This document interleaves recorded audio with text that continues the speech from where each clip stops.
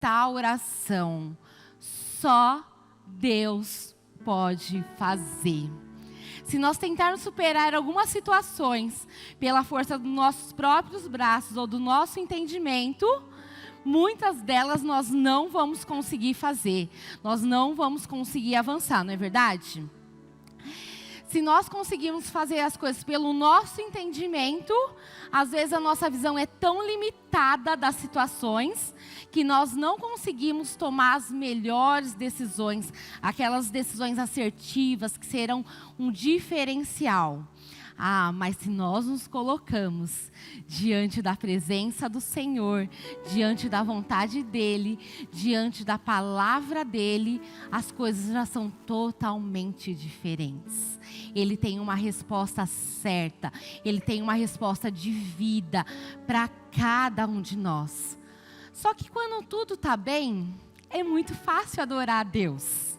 Tá tudo bem, nós falamos, meu Deus, que Pai amoroso, que Pai justo, fiel. Mas e quando nós passamos pelas aflições, por circunstâncias que saem do nosso controle?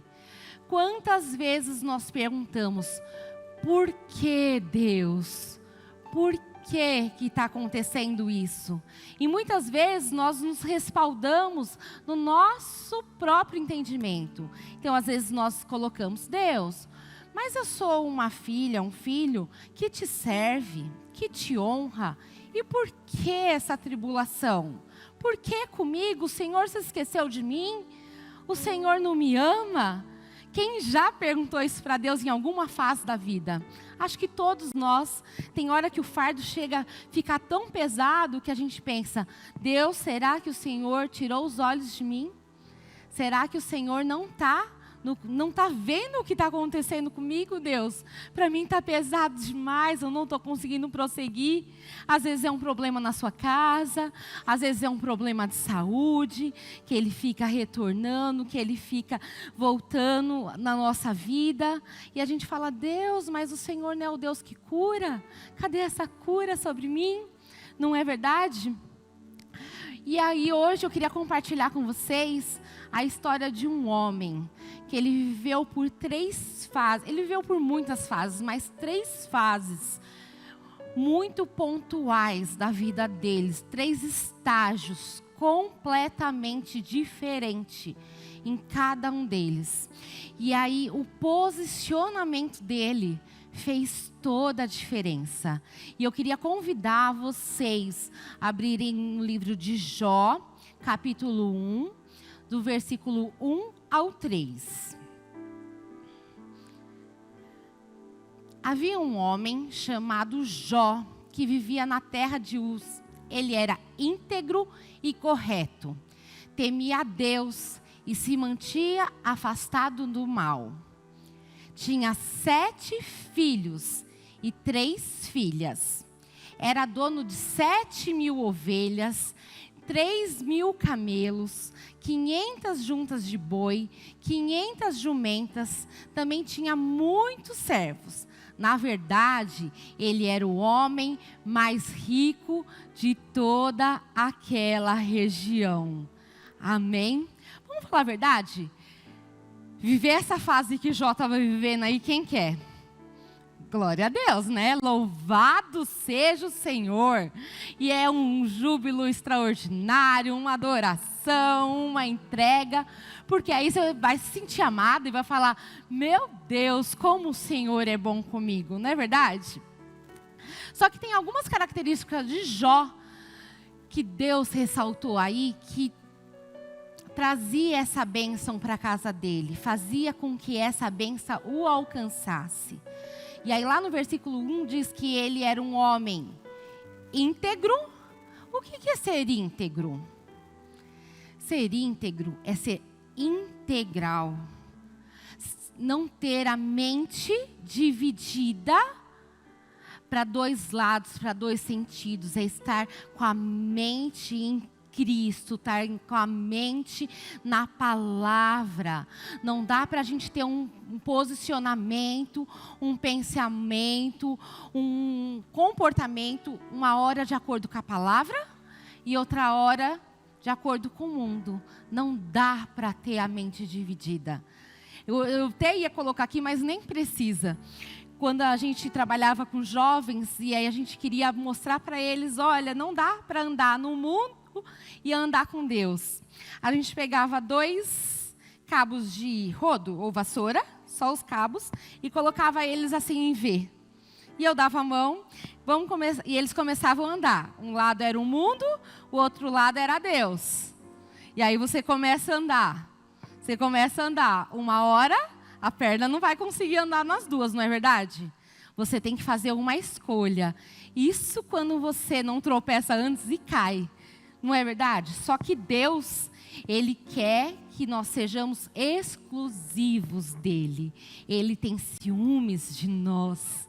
Ele nos fez com uma imagem dEle, com propósito nele. Então, a gente não pode ter essa mente dividida. E Jó foi reconhecido como um homem que ele era íntegro. Então, primeira característica desse homem diferenciado, onde a bênção alcançava a casa dele, ele não tinha a mente dividida. Outra coisa, ele era justo. Aí todos nós nos achamos justos.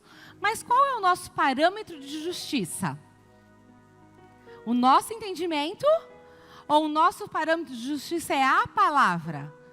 Porque a palavra diz que nós não devemos julgar a ninguém, exceto pelos frutos. Mas quantas vezes nós julgamos os nossos irmãos, nós julgamos aqueles que nos cercam, por aquilo que nós achamos que é a pretensão deles? Muitas vezes. E esquecemos de olhar para os frutos. Às vezes a gente não sabe toda a história, mas a gente julga. Isso está de acordo com a justiça de Deus? Não está. Não tem como. Ou então, quando a gente pode fazer o bem para uma pessoa, quando a gente pode estender as mãos e não faz, nós estamos agindo de acordo com a justiça de Deus? Mas muitas vezes nós nos apoiamos nas nossas demandas, nas nossas necessidades e falamos, não, eu não posso ajudar porque só vai ser injustiça quando você pode fazer e não faz.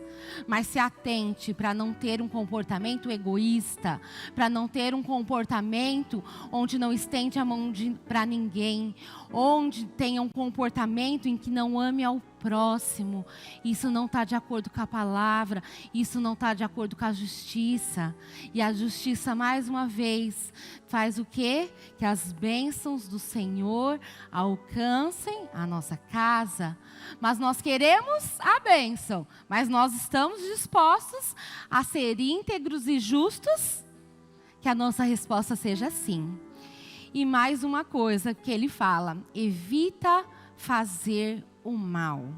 Mas como eu vou evitar fazer o mal? Nós somos imperfeitos, todos nós somos imperfeitos. Mas quantas vezes nós não abrimos concessões para nós mesmos?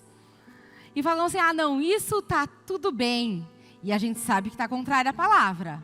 Não, não está tudo bem. Se está contrário à palavra, nós não estamos fazendo o bem. E Jó, ele era um homem que ele era temente. Se você continuar lendo, Deus fala para o inimigo a respeito de Jó. Ele é um homem que teme a Deus. Mas esse temer a Deus é ter medo de Deus?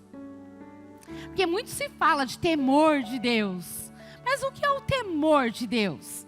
É a gente obedecê-lo e honrá-lo. E quando a gente obedece e honra a Deus, quando a gente agrada o coração de Deus, quando a gente pega todos os ensinamentos que Ele nos deixou, mergulha nisso e tenta aplicar na nossa vida ao máximo. Porque aquilo que nós não temos conhecimento, tudo bem. Mas aquilo que nós temos, nós seremos cobrados. Então que nós possamos nos posicionar como pessoas.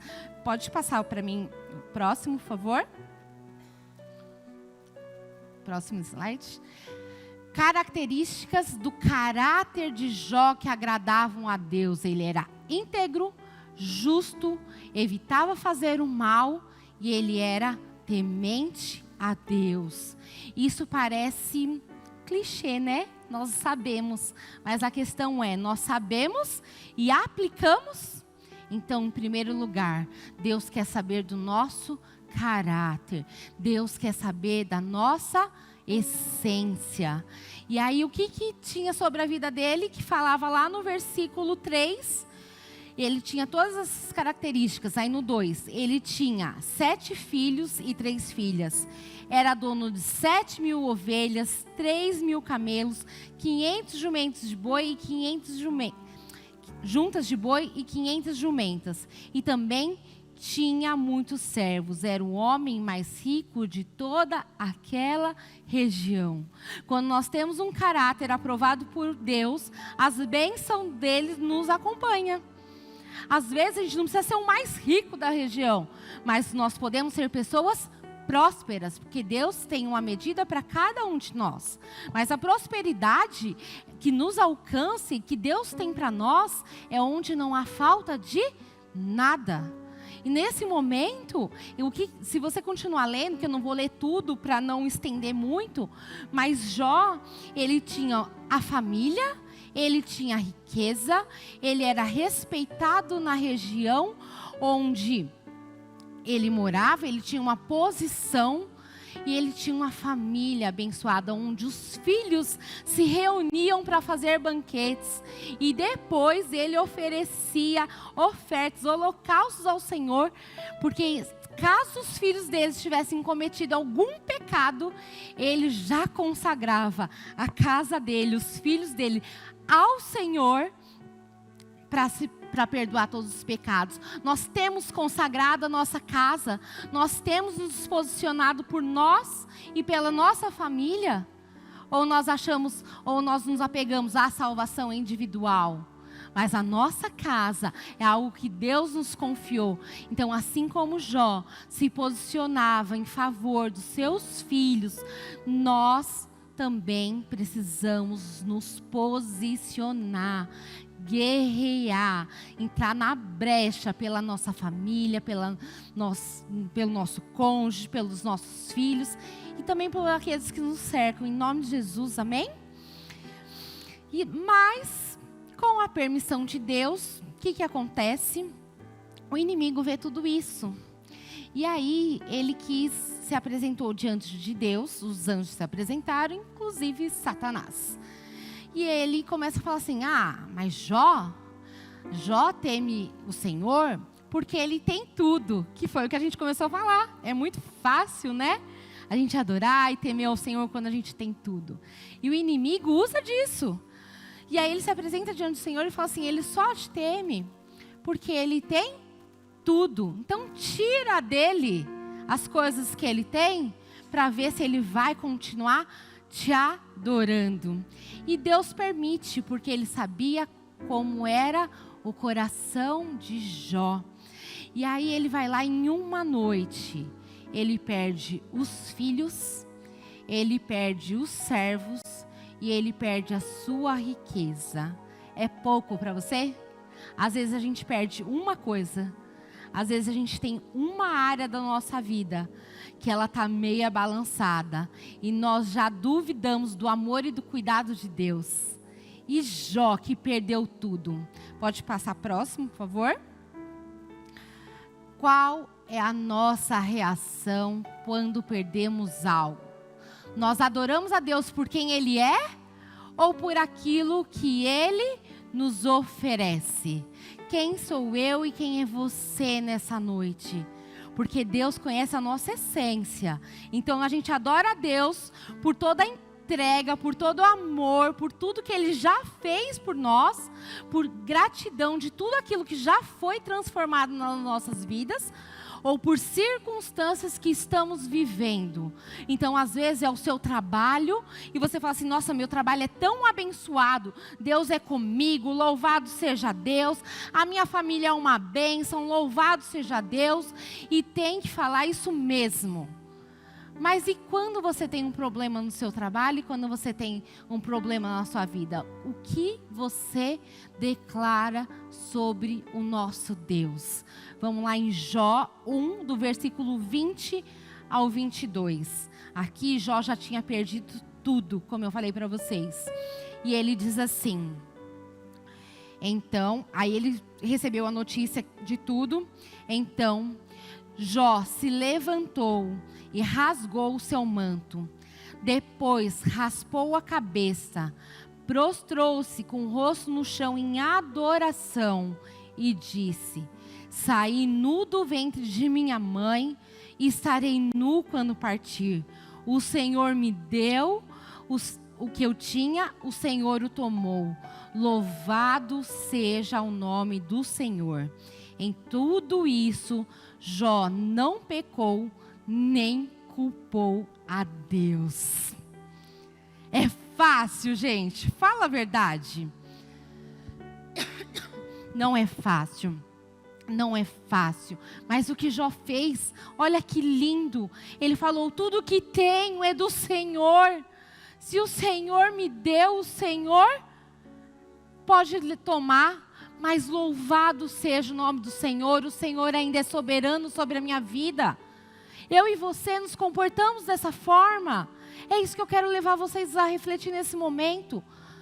Nos nossos desafios, nas nossas circunstâncias, declare palavras de vida. Você fala, quando perder algo, ou quando passar por uma dificuldade, declare na sua primeira reação. Não tem que ser o desespero, não tem que ser o desânimo, mas tem que ser louvado seja Deus. Porque se isso está acontecendo na minha vida, é porque o Senhor tem um propósito com isso. Meu Deus não perdeu o controle. E se eu estou passando por isso hoje, é porque Deus tem algo a me ensinar. E não Deus tem algo para me punir. O nosso Deus não é um Deus que pune. Ele é um Deus que cuida e que nos leva a novos níveis. Mas só vai para novos níveis quem passa por processos. E como nós temos passado por esses processos, louvando e glorificando o nome do Senhor, ou blasfemando. Que a nossa escolha seja adorar. Porque Deus, Ele não olha só a circunstância, Ele olha a nossa essência, Ele vê como está o nosso coração, e tudo que Ele quer é a nossa verdadeira adoração por tudo aquilo que Ele é. Que nós possamos em todas as situações, eu não sei o que você vai passar, e eu espero que amanhã sejam muitas bênçãos, glorifique, mas se passar por um desafio, glorifique. Antes de você falar assim, está pesado demais, está difícil demais, não aguento mais, por que Deus? Você fala, louvado seja Deus, o que o Senhor tem comigo com isso? E aí assim a sua história já vai começar a mudar, em nome de Jesus, porque você está se posicionando nele, não tem outra forma, e Jó fez isso. Mas o inimigo, quando a gente se posiciona, o inimigo fica quietinho. Fala assim, ah não, eu tentei uma vez, ela se posicionou, então agora eu vou ficar no meu canto, vou para outro. É assim que funciona? E aí vem outra prova. E aí o inimigo vai de novo diante de Deus e fala assim, ah, tudo bem, tirou as riquezas, ele tirou os filhos, que não é pouca coisa, né, gente? Pensa perder um filho. Ele perdeu 7. É pouca coisa para vocês? Eu só de imaginar, ó, o coração já palpita. Mas ele perdeu. E o inimigo ainda assim não estava contente, não era o suficiente para ele, porque ele veio para tirar tudo de nós. Às vezes a gente acha que a gente está fazendo pequenas concessões para o inimigo, quando na verdade a gente só está dando uma corda, onde a gente não tem força por nós mesmos, sem Deus, para ganhar. E aí ele vai puxando, e um abismo vai chamando ao outro. Então que nós não venhamos cair no primeiro abismo, mas que nós venhamos nos colocar no altar. Quando o inimigo tentar levar a gente para o abismo, a gente fala, não, meu lugar é no altar, é na presença. Então que a gente possa se posicionar dessa forma, como Jó fez. E aí o inimigo vai lá e fala assim, ah, então eu vou tirar dele a saúde dele. Então ele já não tinha mais nada. O que tinha restado para ele? A saúde. E o inimigo queria tirar dele o quê? A saúde. E aí Deus permite, mas... Abram comigo lá em Jó 2:6. Acho que vai estar até na mesma página aí. E diz assim: pois bem, disse o Senhor, faça o que quiser com ele, mas poupe-lhe a vida. Em João 16:33 diz o quê? Que no mundo tereis aflições, mas eu venci o mundo. Ei, por que diante das situações nós nos abatemos?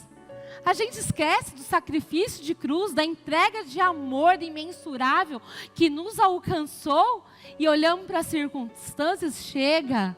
Agora toda vez que o inimigo se colocar diante de nós, a gente tem que lembrar dessa passagem. Deus só vai permitir que o inimigo mexa com a gente até onde nós podemos suportar. Isso daqui está nessa palavra. Deus permitiu que mexesse com a saúde dele, mas termina falando que, mas não lhe tire, quer ver? Então, você pode colocar, olha lá, você pode colocar, não sei se foi, mas poupe-lhe a vida. Deus não nos prova além daquilo que nós podemos suportar. Pode passar o próximo, por favor? Nossas batalhas não são para a morte, mas são para a superação. Sabe o seu problema? Fecha o seu olho um pouquinho. Lembra daquela sua maior dificuldade. Qual é a área da sua vida que você enfrenta muitos desafios? O Senhor hoje está liberando sobre nós. Isso daí não é para a morte. Isso é para a superação. Em nome de Jesus. E o diferencial vai ser o seu posicionamento. Amém?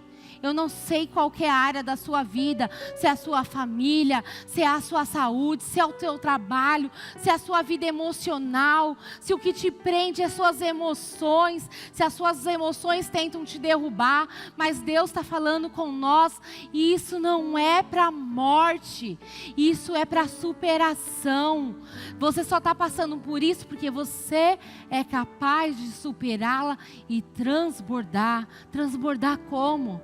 Quando nós superamos um desafio, nós somos aquele que podemos levantar o nosso irmão e falar: eu sei como fazer, porque eu sei o Deus que eu tenho e Ele é sobre a minha vida e é sobre a sua também. Não é verdade? Então Deus coloca esses desafios para nós, para que a glória dEle seja manifestada em todo o tempo. Mas eu e você vamos ser esses agentes, onde Deus seremos filhos e filhas, onde Deus poderá forçar às vezes um pouquinho mais, mas que a glória dele seja manifestada. Que a nossa resposta seja sim. Às vezes o processo pode ser doloroso, mas com Deus não tem como dar errado. Com Deus não tem como ser para a nossa morte. Mas sim para a superação, amém? E aí, o que acontece? Jó vai blasfemar o Senhor, né? Vai começar a falar mal. Não, ele mais uma vez glorifica ao Senhor e não usa os lábios dele para falar mal do Pai, do soberano Pai. E aí, tem Deus, tem um inimigo, mas também tem as pessoas que nos cercam, não é verdade? E aí aconteceu tudo isso, Jó ficou doente, humilhado, ele já não tinha mais nada perante aos olhos naturais para entregar para aqueles que o cercam. Muitas vezes nós olhamos e achamos que nós não temos nada para entregar para aqueles que nos cercam. Mas nós temos que ter um coração para entregar para Deus. E aí isso é o suficiente para mudar a minha e a sua história. Não são as circunstâncias, é a nossa essência. E aí o que acontece? Chega a esposa de Jó, que está lá em Jó 2:9, e ela fala o que para ele? Você já não tem mais nada, é uma humilhação, amaldiçoa o seu Deus e morre. Aí você vai falar, misericórdia, que esposa é essa? Não é verdade? Que marido é esse? Mas vocês acham que a situação estava fácil para ela? Se para Jó era difícil, para ela, mãe, perder 7 filhos, perder tudo, e agora o que tinha lhe restado era o marido, ela foi lá e perdeu também. Só que ela não estava com a mesma visão, ela naquele momento não estava com aquele mesmo coração, e aí ela proferiu palavras que iriam completamente contrárias ao processo que ele tinha para fazer com Deus. Além da esposa vieram o quê? 3 amigos, que agora eu não vou lembrar o nome deles de cor, que era Elifaz, Bildade e Zofar. Eram 3 amigos mesmo de Jó. E quando eles ficaram sabendo de toda a situação, o que eles fizeram? Vieram ao encontro dele. E no primeiro momento, eles ficaram tristes, eles entraram em luto, eles se quebrantaram também diante daquela situação, porque até então Jó era um quê? Um homem que não fazia o mal, que procurava fazer o bem. Então as pessoas que procuram fazer o bem nos momentos de mais dificuldade, têm com quem contar. E esses amigos chegaram perto dele. Só que quando Jó realmente começa a desabafar tudo aquilo que ele estava sentindo, esses amigos, ao invés de levá-los mais próximo de Deus, tentarem avivar a fé dele, eles começaram a tentar entender o que estava acontecendo com Jó, tentando trazer justificativas que só Deus poderia dar, respostas que só Deus poderia dar. Às vezes muitas coisas que nós passamos, nós procuramos muitas pessoas, querendo respostas, procurando direção, quando na verdade o que nós precisamos fazer é dobrar os nossos joelhos, entrar no nosso quarto, dobrar os nossos joelhos e pedir as respostas dos céus.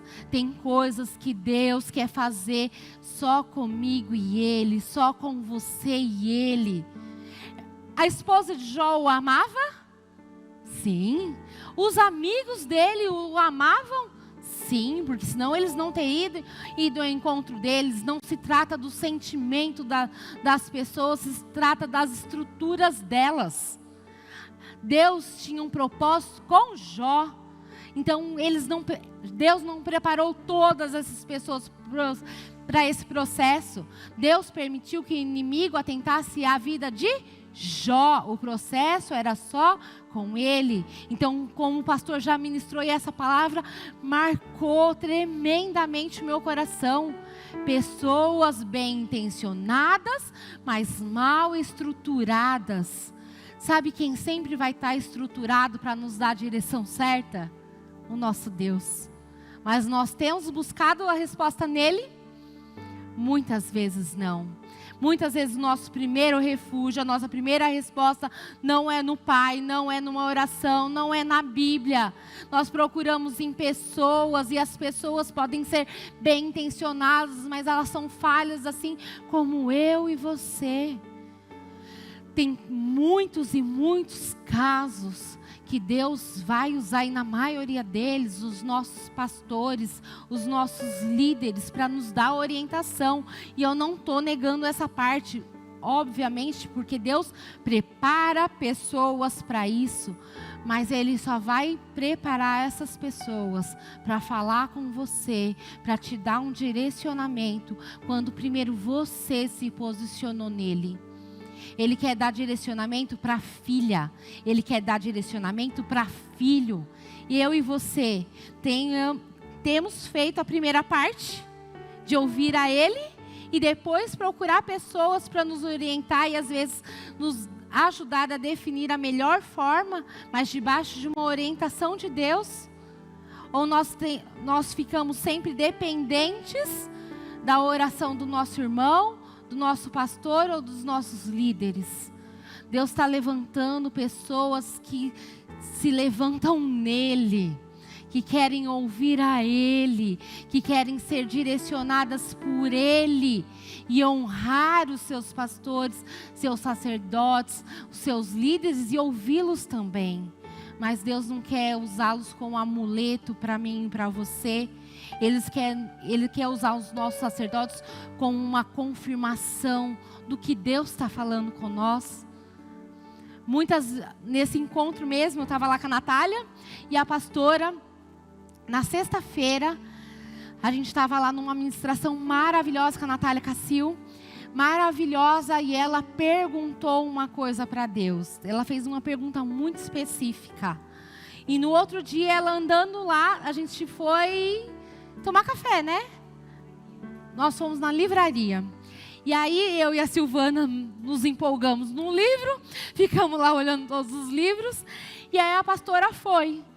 Ela recebeu a resposta específica, só faltou dar o CPF. Porque de resto, a irmã falou tudo para ela. Mas veio como o quê? Como uma confirmação, como uma resposta de uma intimidade dela com Deus. Então, que as respostas que nos alcancem seja fruto de uma intimidade nossa com Deus. Amém? Pode passar o próximo, por favor? Nem todos estarão preparados para passar em processo com você, mas Deus nunca te abandona, ainda que esteja em silêncio. E aí você está falando tanto de resposta, e aí a mulher falou, os amigos falou, e o que Deus falou? Deus estava em silêncio. E Deus estava permitindo Jó passar pelo processo. Muitas vezes esse silêncio de Deus não é porque Ele nos abandonou, mas é porque Ele está forjando o nosso caráter para o próximo nível. Eu e você estamos preparados para esse silêncio? Que às vezes a gente pede a resposta, mas nem sempre a resposta chega. E aí? Quando a resposta não chega de imediato, nós desistimos e fazemos por conta própria e nos afastamos de Deus? Ou nós continuamos clamando aos pés do Senhor e falamos: Senhor, eu não vou parar de clamar, eu não vou parar de falar contigo até que o Senhor me responda. Eu e você somos o que desistimos ou somos aqueles que perseveramos? Que nós possamos ser aqueles que perseverem. Mas estava pesado demais para Jó. Estava pesado em muitos momentos. Ele chegou a questionar a Deus por muitas vezes. E até isso Deus entendia que fazia parte do processo dele. Mas Deus não pôde agir. E Deus teve que ficar observando tudo. E observou, e Jó questionou, chegou a duvidar do amor de Deus para a vida dele. Não duvidou de Deus, mas chegou a questionar o porquê da existência dele. Às vezes nós chegamos a questionar: Deus, sério que o Senhor tinha tudo isso para mim? Ia ser tão difícil assim? A palavra fala que já estava escrita a minha história, que o Senhor já sabia tudo o que ia acontecer. O Senhor escreveu isso para a minha história? Quem nunca fez essa pergunta? Eu estou vendo os sorrisos aí, eu estou vendo que algumas perguntas delas já aconteceram. Eu também já perguntei. Mas Deus, sério que era esse o plano? Eu não podia ser consultada, né? Muitas vezes. Mas Jó chegou um momento que ele já não aguentava mais. E aí, mas em todo tempo ele não se afastou de Deus, certo? Ele perguntava para Deus, mas ele não blasfemava o nome do Senhor. Ele perguntava, mas ele não se afastava da sua fé. Deus não é um Deus de imposição, julgador, que não entende a nossa dor e não quer ouvir a gente nos derramar na presença dele. A gente pode sim questionar, nós podemos apresentar as nossas lutas, nós podemos falar que está difícil demais, mas o final da nossa oração tem que ser: mas o Senhor está no controle de tudo. Louvado seja Deus por isso. Que todas as nossas orações mostrem para Deus qual é a nossa essência, qual é a nossa fé. Amém? E aí, nesse momento, Deus volta a falar com Jó e começa a dar respostas. E aí ele olha para Jó e fala assim: você me fez muitas perguntas, né? E aí eu estudando, eu não lembro se era 56 ou 59 perguntas que Deus faz para Jó. Você me perguntou, agora eu pergunto também. E aí? E Jó sabia responder? Não, porque o oculto de Deus, os planos de Deus, os sonhos de Deus, somente Ele conhece. Mas aí Jó faz o quê? Se quebranta. E humildemente ele fala: Senhor, me perdoa. O Senhor é soberano sobre a minha vida e eu, em um certo momento, não entendi isso. E aí, se você for lá para Jó 42, vocês podem ir comigo?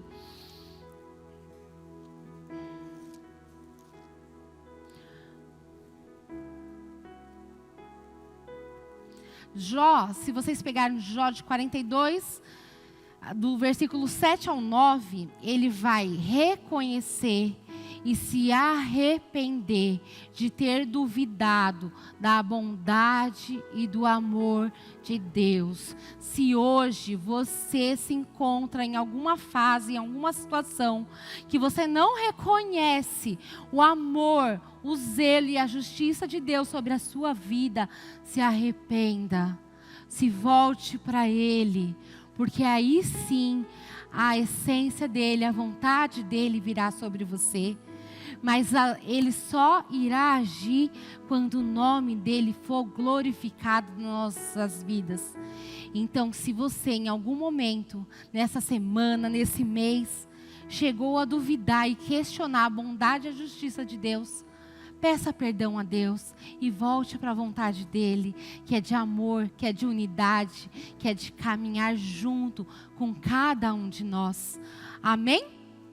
E aí, o que Deus faz? Ele vai lá e fala assim: não, então tá bom. Ele vai lá, corrige a Jó, corrige os amigos de Jó e pede e fala para os amigos de Jó que eles seriam verdadeiramente restaurados também quando Jó orasse por eles. Pode passar o próximo, por favor? A nossa restauração é para a glória de Deus. Portanto, mesmo aqueles que não puderam passar pelo processo com a gente, devem ser alcançados pela nossa oração. Quantas vezes a gente fala assim? Quantas vezes eu e você falaria assim: esses 3 amigos, nunca mais na minha vida. Às vezes rolava até um divórcio. Hoje em dia, então, problema para o Zé e para a Sandrinha, que ia ter que restaurar o casamento deles, e aconselhamento, discipulado, casados para sempre, né, Zé? Ia ser um trabalhão. Mas não, gente. Quando Jó entendeu que tudo aquilo que ele estava passando era a vontade de Deus para a vida dele, e que era em Deus que a história dele seria transformada, ele pega aquilo e ora pelos seus amigos. Eu e você temos coragem de orar por aqueles que às vezes não puderam estar no processo com nós? Ou nós só julgamos? Vocês podem entender que às vezes não são eles que não quiseram estar com a gente na caminhada?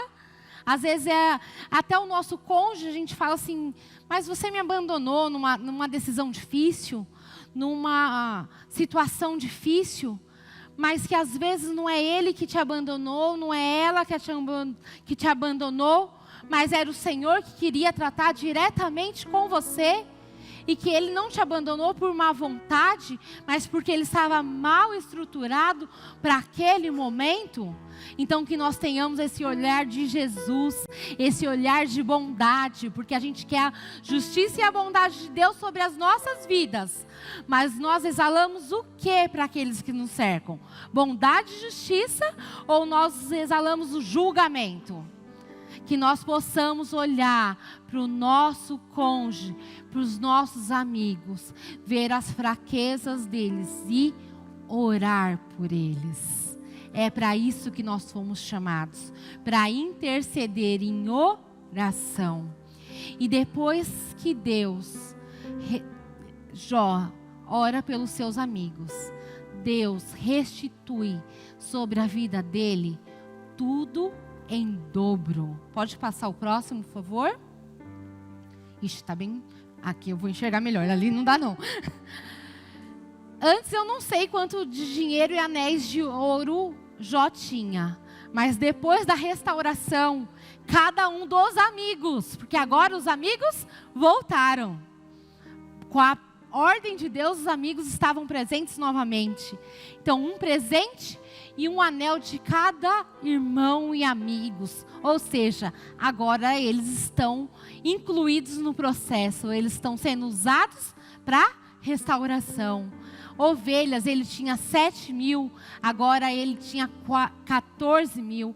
Camelos, 3.000, depois 6.000. Cabeças de gados, nós lemos lá no começo que ele tinha 5.000 juntas, ali faltou um 0. Depois tinha 10.000. Jumentas, 500, depois 1.000. Até os filhos e filhas, Deus restituiu. E ele voltou a ter 7 filhos e 3 filhas. Louvado seja Deus. Ei, qual que é a história da sua vida que precisa da restituição do Senhor? Qual é a área da sua vida? É a sua vida financeira? É a sua vida familiar? É o seu casamento? Coloque diante dele. Diante dele tem porção dobrada. Diante dele tem restauração. Diante dele tem o extraordinário.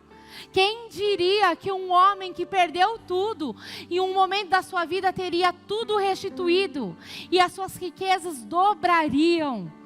Aqui a gente está falando de riquezas materiais, mas às vezes a nossa riqueza é o nosso casamento, que está indo pelo ralo. E a restauração desse casamento traria alegria para uma família toda. Ei, acorda, é nele, é por ele. Se você não tem vontade de dar passos de fé para restaurar a sua casa, haja pelo Senhor, haja pela vontade dEle e deixe que Ele restaure o resto. Mas não se omita de fazer a sua parte. Jó não se omitiu em orar pelos seus amigos. Ele poderia declarar para o Senhor: Senhor, mas eu preciso mesmo orar? Eles, num certo momento, me julgaram. Ele não poderia fazer isso? E às vezes muito de nós faríamos isso. Mas Jó não, Jó orou. Jó se posicionou em Deus. E depois de ouvir a voz de Deus, ele orou. E ele não só orou, mas como os amigos voltaram para perto com presentes. Ei, que nós possamos olhar com esses olhos para a nossa casa, para o nosso trabalho e falar: Deus, agora aqui é a sua vontade, aqui agora é do seu jeito, agora o Senhor é o soberano da minha casa, o Senhor é o soberano do meu trabalho, o Senhor é o soberano da minha vida ministerial e agora não é mais do meu jeito, agora não vai ser da minha forma, agora não vou ficar questionando, mas agora eu vou fazer aquilo que o Senhor me mandou fazer. E a restituição eu entrego aos seus pés. Você tem coragem de fazer isso e entregar aos pés do Senhor e falar: Senhor, eu confio na sua restituição para a minha vida? Que você possa dizer sim nessa noite para o Senhor, que Ele possa ser o Senhor e restaurar e mudar a sua história, assim como Ele fez na vida de Jó. Próximo, por favor.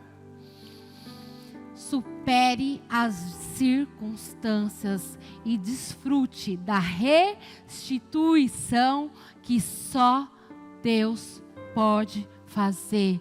Hoje é uma noite de restauração, hoje é uma noite de restituição, hoje é uma noite onde Deus está colocando diante de você um banquete para você falar assim: Senhor, é teu, agora vem com a sua vontade.